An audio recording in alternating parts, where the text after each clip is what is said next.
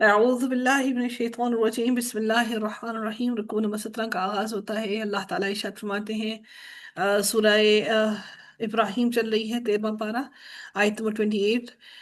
اللہ تعالیٰ ارشاد فرماتے ہیں، أَلَمْ تَرَ إِلَى الَّذِينَ بَدَّلُوا نِعْمَةَ اللَّهِ كُفْرًا وَأَحَلُّوا قَوْمَهُمْ دَارَ الْبَوَارِ۔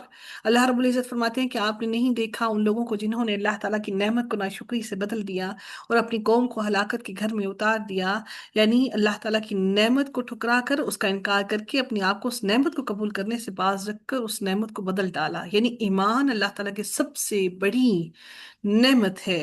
دار البوار سے مراد کیا ہے؟ بوار کا معنی ہلاکت ہوتا ہے، یعنی کہ انہوں نے اس قوم نے اپنے آپ کو ہلاکت میں ڈال دیا۔ دار البوار سے مراد جہنم ہے جس میں وہ داخل ہوں گے، یعنی اس کی گرمی اور شعلوں سے وہ لوگ جلیں گے۔ اس سے مراد وہ جہنم ہے جس میں وہ گمراہی کے سبب ڈالے گے جائیں گے اور اپنی قوم کے لیے وبال بن گئے، نہ صرف خود بلکہ اور لوگوں کو بھی جہنم میں داخل کروا رہے ہیں۔ اللہ تعالیٰ فرماتے ہیں، جہنم یصلونها وبئس القرار، جہنم میں وہ اس میں داخل ہوں گے اور وہ بہت ہی بری قرار حاصل کرنے کی جگہ ہے، آرام گاہ ہے۔ وَجَعَلُوا لِلَّهِ أَنْدَادًا لِيُضِلُّوا عَنْ سَبِيلِهِ قُلْ تَمَتَّعُوا فَإِنَّ مَصِيرَكُمْ إِلَى النَّارِ۔ اللہ تعالیٰ پھر فرماتے ہیں، اور انہوں نے اللہ تعالیٰ کے شریک بنا رکھے ہیں کہ وہ انہیں اللہ تعالیٰ کے راستے سے بھٹکا دیں۔ آپ کہہ دیں مزے کرو، بلا شبہ آگ ہی کی طرف تمہیں پلٹنا ہے، تم سب کو اس آگ کی طرف ہی پلٹ کر آنا ہے۔ پھر رب کائنات فرماتے ہیں، قُلْ لِعِبَادِيَ الَّذِينَ آمَنُوا يُقِيمُوا الصَّلَاةَ وَيُنْفِقُوا مِمَّا رَزَقْنَاهُمْ سِرًّا وَعَلَانِيَةً مِّن قَبْلِ أَن يَأْتِيَ يَوْمٌ لَا بَيْعٌ فِيهِ وَلَا خِلَالٌ۔ اللہ رب العزت پھر فرماتے ہیں، میرے بندوں سے کہہ دیں جو ان لوگوں میں سے ایمان لائے ہیں کہ وہ نماز قائم کریں اور جو ہم نے انہیں رزق دیا ہے اس میں سے کھلے اور چھپے خرچ کریں، اس سے پہلے کہ وہ دن آئے جس میں نہ خرید و فروخت ہوگی اور نہ ہی کوئی دوستی ہوگی۔ رسول اللہ صلی اللہ علیہ وسلم نے ارشاد فرمایا کہ قیامت کے روز بندے سے سب سے پہلے جس چیز کا حساب لیا جائے گا وہ اس کی نماز ہوگی۔ اگر نماز سنت کے مطابق درست ہوئی تو بندہ کامیاب اور کامران ہوگا، اور اگر نماز خراب ہوئی یعنی سنت کے مطابق نہ پائی گئی تو وہ ناکام اور نامراد ہوگا۔ اگر بندے کے فرائض میں کچھ کمی ہوئی تو رب العزت فرمائیں گے، میرے بندے کے نامہ اعمال میں دیکھو کہ کوئی نفل عبادت ہے، اگر ہوئی تو نوافل کے ساتھ فرائض کی کمی پوری کر دی جائے گی، پھر اس کے تمام اعمال کا حساب اسی طرح ہوگا۔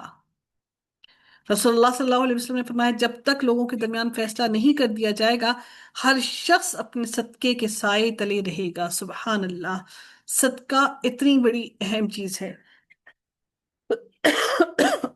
جو فرمایا گیا نا، سرًا وعلانیۃ، علانیتاً، کھلے اور چھپے، یہ حکم جو ہے زکوٰۃ اور صدقے کے بارے میں ہے۔ جب تک حساب ہوگا انسان اپنے صدقے کے سائے تلے ہوگا۔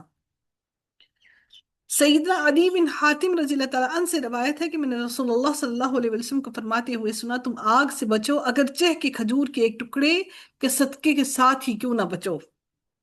اور یاد رکھیے گا کہ جو لوگ دین کی خدمت کر رہے ہیں وہ آپ کے احسان کے سب سے زیادہ مستحق ہیں، اس لیے کیونکہ وہ آپ کو آپ کی آخرت کی فکر دلا رہے ہیں۔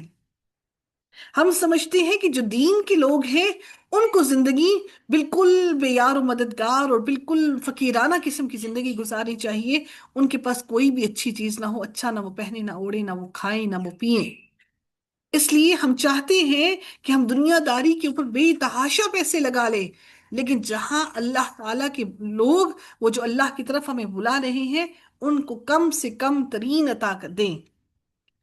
آپ نہیں جانتے کہ کیا معلوم اللہ رب العزت آپ کو اور مجھے ان کے نصیب کا رزق کتنا عطا کر رہا ہے۔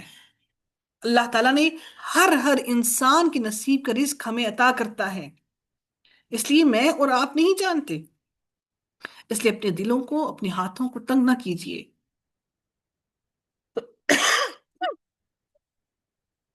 اللہ رب العزت مزید فرماتے ہیں، اللہ الذي خلق السماوات والارض وانزل من السماء ماء فاخرج به من الثمرات رزقا لكم وسخر لكم الفلك لتجري في البحر بامره وسخر لكم الانهار۔